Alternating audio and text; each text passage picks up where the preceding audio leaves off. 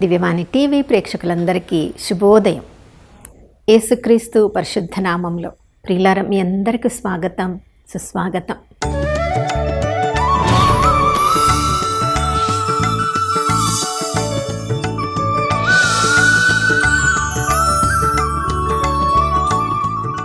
ఈ లోకమంతా గడిచిపోయినా కూడా ప్రభువు ప్రేమ మనకు తోడుగా ఉంటే ప్రియులారా, ప్రభు యొక్క అండదండలో మనం జీవించగలిగితే దేవుని ప్రేమ నుండి ఎవ్వరు కూడా వేరు చేయలేరు. ప్రియులారా, దేవుడు కోరుకున్నట్లుగా ఈ లోకంలో మనం జీవించగలిగితే ఆ దేవుని ప్రేమ యొక్క ఆశీర్వాదములు అన్నీ కూడా మనం ఈ లోకంలో అనుభవించవచ్చు. మరి దేవుడు ఎలా మనల్ని జీవించాలని కోరుకుంటున్నారు? 97వ కీర్తన 10వ వచనంలో, చెడును ఏవగించుకోవడం చాలు ప్రభు యొక్క ప్రేమను మనం అనుభవించడానికి.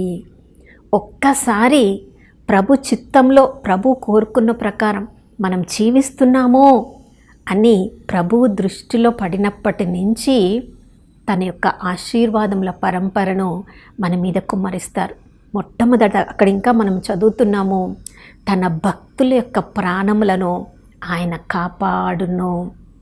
ప్రియులారా చూడండి, నోవా కాలంలో జల ప్రళయంలో జంతువులను, మానవులను, పశుపక్షాదులను అన్నిటిని కూడా నాశనము చేయడానికి దేవుని హృదయము అంత కఠిన శిక్ష వేయాలని ప్రభు అనుకున్నాడు. కానీ తన పట్ల భయభక్తులు కలిగిన ఒక్క నోవా వల్ల అతని కుటుంబం అంతా కూడా రక్షింపబడింది.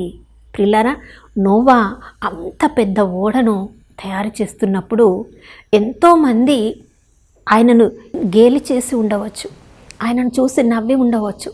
వర్షమే లేని కాలంలో ఏంటి ఇంత పెద్ద ఓడను నువ్వు నిర్మిస్తున్నావు? నిజంగా దేవుడు ఉన్నాడా? నిజంగా దేవుడు ఉంటే ఎందుకు మనకు వర్షం పడడం లేదు? ఎందుకు మన జీవితాలు ఉన్నాయి? చూడండి, మేము ఎంత హాయిగా, సంతోషంగా, సమాధానంగా, మా ఇష్టం వచ్చినట్లుగా మేము జీవిస్తున్నామని నోవాను హేళన చేసిన వాళ్ళు ఎంతోమంది ఉండవచ్చు. ప్రియులారా, వాళ్ళందరి మాటలను అతడు భరించి కూడా దేవుని చిత్త ప్రకారమే ఓడను నిర్మించి ప్రభునకు విధేయించాడు. కాబట్టి లోకమంతా కూడా జలప్రలయంలో నశింప చేయబడినప్పటికీ నోవా కుటుంబము ఒకే ఒక్క కుటుంబము, దేవుడు ప్రేమించిన కుటుంబము, దేవునిచే ప్రేమింపబడిన కుటుంబము, చెడును ఏవగించుకున్న కుటుంబము ఈరోజు మనందరి ముందు మేము ప్రభుని ప్రేమించాం, ప్రభు మమ్మల్ని ప్రేమించారు కాబట్టి అంతయు జలంలో నాశనం అయిపోయినప్పటికీ దేవుడు మమ్మల్ని, మా ప్రాణములను కాపాడారు అని సాక్ష్యం చెప్తున్నారు. నా ప్రియ సహోదర సహోదరి, మనము అలాంటి దేవుని ప్రేమను మన జీవితంలో మనం అనుభవించాలంటే ఈ లోకంలో ఎన్నో రకాల ఆకర్షణలు మనల్ని ఈ లోకం వైపుకి లాగుతూ ఉంటాయి. యోహాను రాసిన మొదటి లేఖ 2వ అధ్యాయము 15 నుంచి మనం చదువుతున్నాం. నేత్రాస, శరీరాస, జీవపు డంబము ఈ లోకము వైపుకి అందరూ ఇలానే జీవిస్తున్నారు కదా, మీరు మాత్రం ఎందుకు ప్రత్యేకంగా వేరే విధంగా జీవించాలి అని మనల్ని కూడా లోకస్తులలో ఒకరిలాగా ఉండడానికి ఆకర్షిస్తూ ఉన్నప్పటికీ ఈ లోకము, దాని వ్యామోహము గతించిపోవును. కానీ దేవుని చిత్తాన్ని చేసిన వాళ్ళే శాశ్వతంగా చిరంజీవులుగా ఉండిపోతారని దేవుడిచ్చిన వాగ్దానములను మన హృదయంలో మనం భద్రపరచుకున్నప్పుడు ప్రియులారా, ఈ లోకంలో అన్ని ఆకర్షణలను మనము విసర్జించవచ్చు, తద్వారా ప్రభు ప్రేమను పొందవచ్చు. ప్రియులారా, ఈ లోకపు చెడును మనము ఏవగించుకోవడం, అసహించుకోవడం ద్వారా ప్రభు చేస్తున్న రెండవ మనకిస్తున్న దీవెన, ఎవరెవరైతే ప్రభు వైపుకు నిలబడుతున్నారు కాబట్టి వాళ్ళు ఎంతో అధికారుల ద్వారా కావచ్చు, కుటుంబ సభ్యుల ద్వారా కావచ్చు, ఈ లోకంలో ఎవరి ద్వారైనా పీడింపబడుతూ ఉన్నప్పుడు తన యొక్క ఆ బందీలను ప్రభువు ఆ పీడితుల నుండి విడిపిస్తారంట.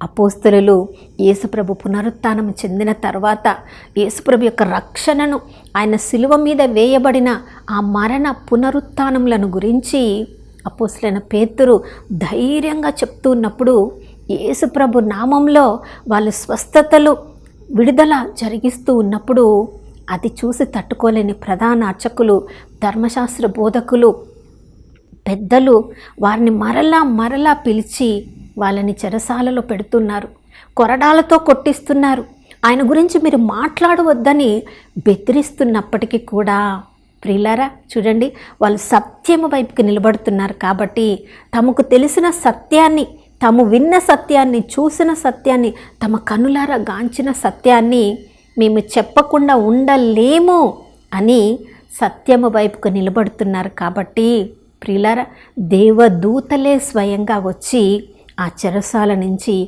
పేతురును బయటికి విడుదల తీసుకొని పోవడం మనం వాక్యంలో చదువుతూ ఉన్నాం.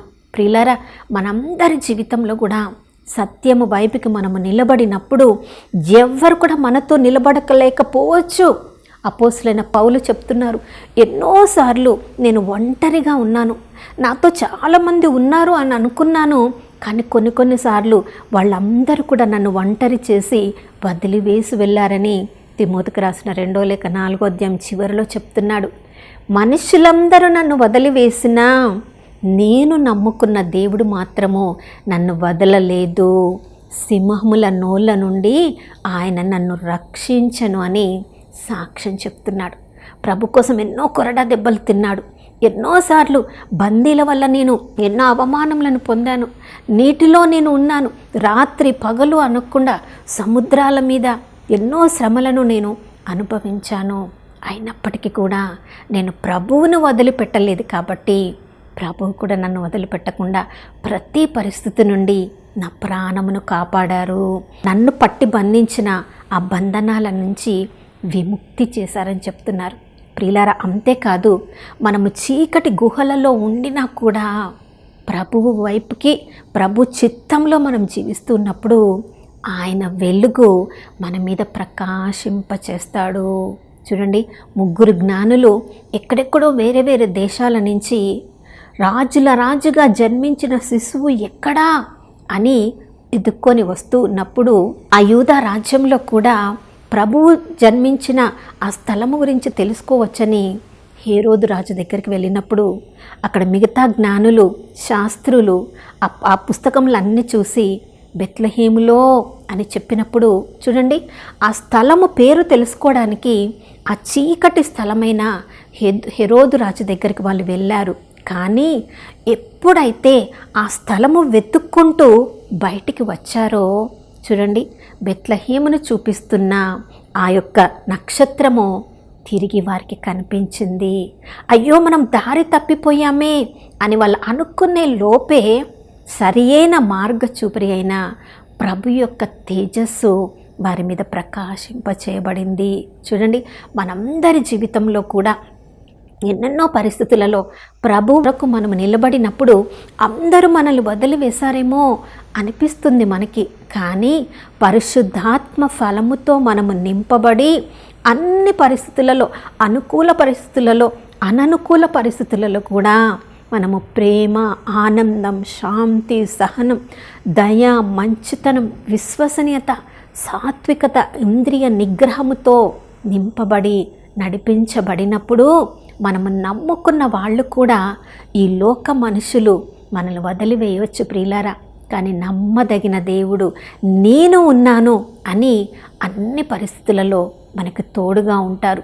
అగ్ని గంధకంలో వేసిన దానియేలు స్నేహితులు ఆ రాజుకు చెప్తున్నారు, మా దేవుడు మమ్మల్ని కాపాడగలడు, ఒకవేళ కాపాడలేకపోయినా మేము మాత్రము ఈ మూర్తికి, ఈ యొక్క విగ్రహానికి మేము ఆరాధించము. ప్రియులారా, వాళ్ళ విశ్వాసము చూడండి, వాళ్ళు చెడును ఏవగించుకుంటున్నారు కాబట్టి ప్రభువు తప్పకుండా వాళ్ళని ప్రేమిస్తారని ఎంత ధైర్యం, ఎంత నమ్మకం ఉంది.